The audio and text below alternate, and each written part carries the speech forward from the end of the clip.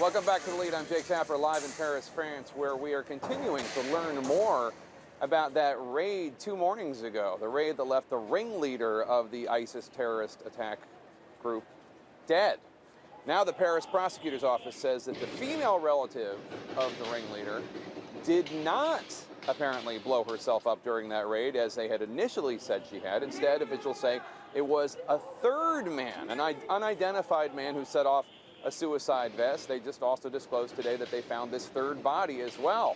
With me here is CNN's Clarissa Ward. Clarissa, what do we know about who this woman was and how she did die?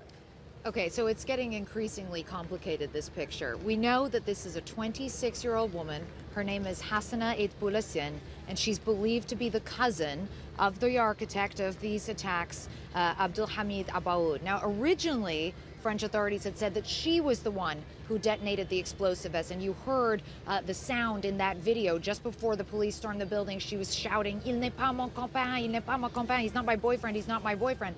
Now it turns out, authorities say, she's not the person who detonated the vest. It's one of 2 other men who were in the apartment, but we don't yet know, was it Abaoud who blew up the vest, or was it in fact this other person who was also killed, whose identity we don't know? And we spent all day, Jake, today in Saint-Denis. There are still forensic experts. They are still combing through that apartment. You can imagine the carnage in that apartment for the authorities to take 2 days to come out and say, actually, we got this wrong. It wasn't her. The mind reels that they didn't even know there was a third body until today. It must be gruesome.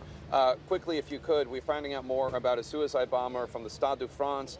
He apparently also smuggled himself in, embedded with Syrian refugees, apparently. So authorities now say they've identified the final attacker. We don't have a name for him, but what we do know is that he reportedly traveled alongside the other attacker who was carrying a fake Syrian passport. This attacker, too, carrying a fake Syrian passport, both of them using that refugee route, going from Turkey to Greece and then into Central Europe. As I said, we don't have a name, but the name on the Greek ticket was Mohammed al-Mohammed, which I think we can probably assume was a fake name. We can also assume that these were fake passports. What this really tells you, and what analysts are saying, these men were likely European nationals exploiting the refugee system and the refugee situation so that they could come back into Central Europe under the radar. Clarissa Ward, thank you so much for that great reporting.